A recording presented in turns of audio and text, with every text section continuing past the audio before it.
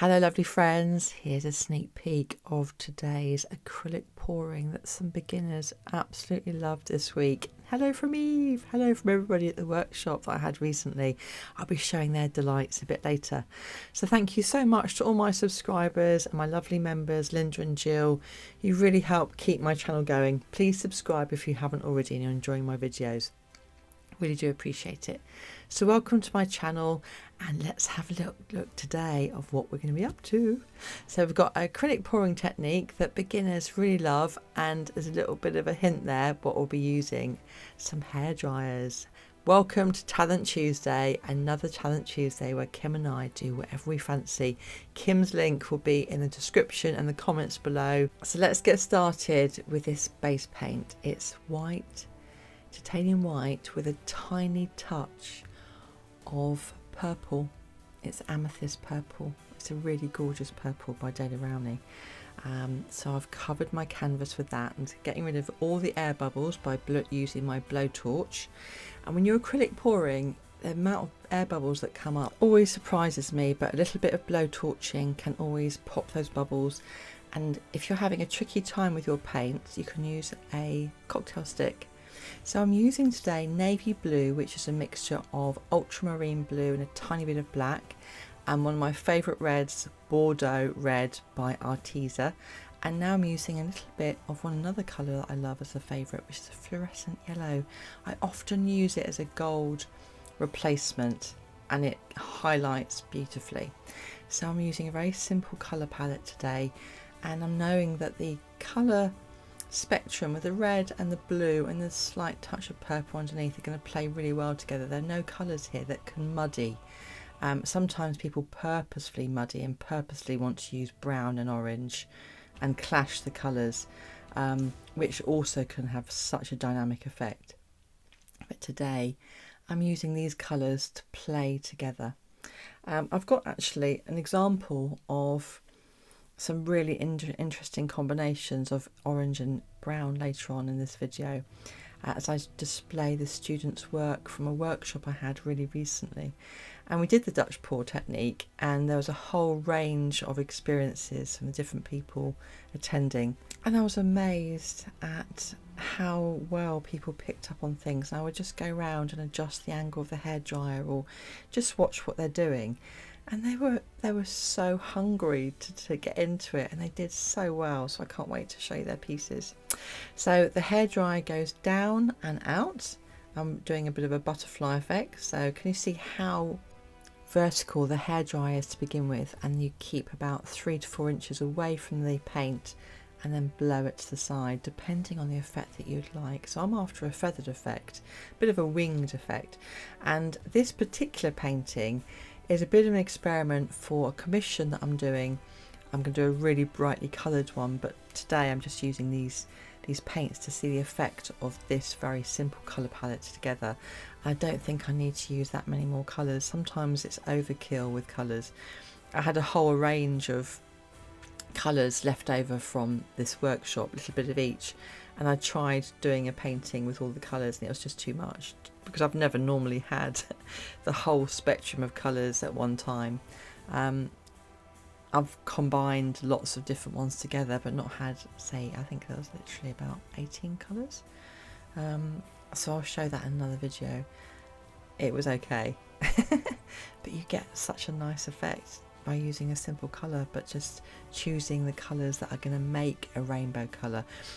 If you get the colour wheel and look at which colours go together, you can really get a sense of how they play together, the relationship between the colours and the primary, secondary and tertiary colours that are supposed to go together.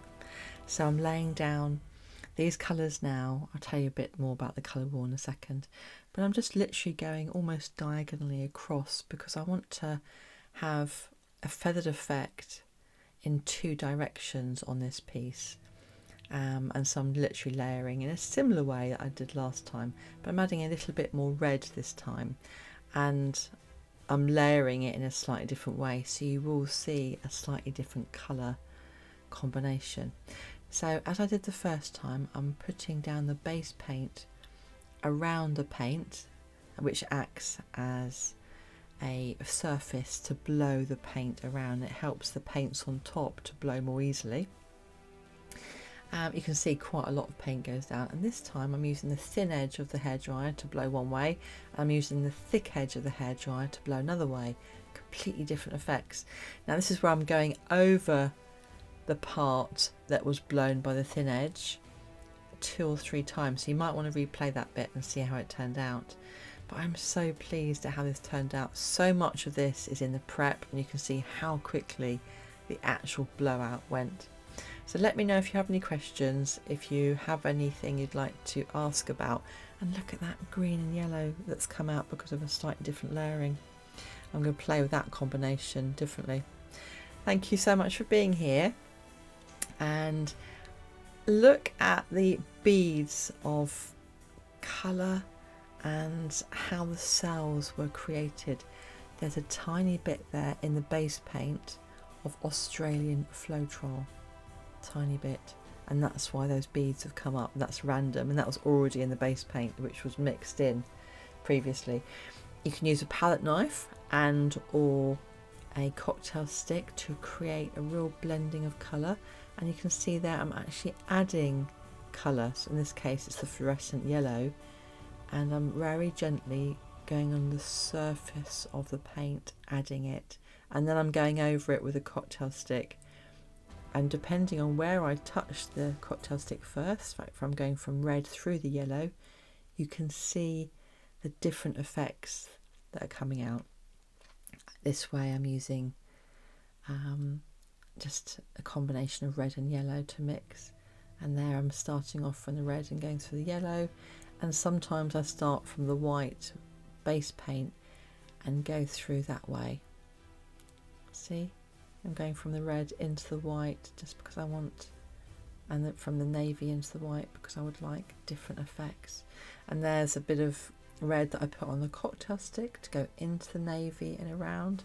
So there's so many different things you can do. I'm doing quite a lot here, as you can see, and I'm using different colours on just 2 really simple tools to create different effects. So here's the outcome. I really love this piece. It's got some beautiful colours in it, and I might work it a little bit more. We shall see. What do you think?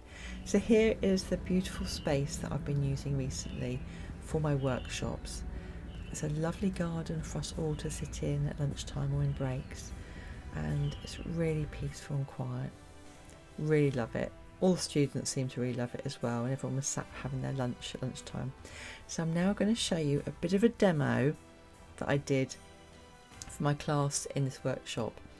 I literally spent a small time doing it on a tile because we got so involved with the class. I had 3 different canvases I could have used, but people were so hungry to get going, and I ended up just spending so much time going around to each person, helping them with theirs, that I ended up just doing a round wooden one as well, which I'll show you.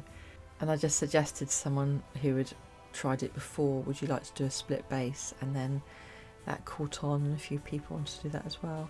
So you can see I'm just really simply laying down the base paint. It's about 1 millimetre, and then once I've covered the whole of the tile or the canvas, I then lay down the colours I want to use. And in this case I'm using iridescent gold, and the reason I use a stick, some people got on with a stick, some people aren't so keen, is it does help you to lay down paint more slowly and to be in more control of it, and also you need to be patient with it. Some people just want to put the paint down and blow it. I totally get that. I've done that so many times, and I have to remember in a class that some people haven't done it before and they just want to try. So we ended up practicing on the top of paint pots, on tiles and egg boxes, and then they also went away with their 4 pieces this time because it was a day course. So I'm laying down the fluorescent yellow, and I've got a bit of a different coloured red here today. It's crimson red. It's a really lovely red, and then just finishing off with a bit of gold. I might have overdone the gold here a bit, but I just wanted to show a demo, and this time I'm just going to blow in as usual with a traditional Dutch pour after laying down a bit of extra base paint around the side of my laid down paint, and you see here that I'm adding a little bit less because I have got a nice decent amount of paint that the other paints on top can lie down on and flow on top of. So I'm pretty much done there, and I'm going to get my hairdryer and just blow from one side to the other, and it's a really quick one. Turning my hairdryer on, blowing the paint into the centre. It's actually harder on a smaller piece. And then once I've blown the paint into the centre, I'm literally blowing from one side all the way across, and that's it.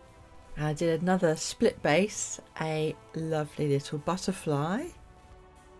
And here are the beautiful paintings for my students. I'm so pleased with what they did. I can't believe the outcomes. Look at those beautiful colours blended together and unusual palettes. Really beautiful palettes. So I'm going to put some music on and enjoy these beautiful pieces and interactions of my lovely students, and I'll be back towards the end.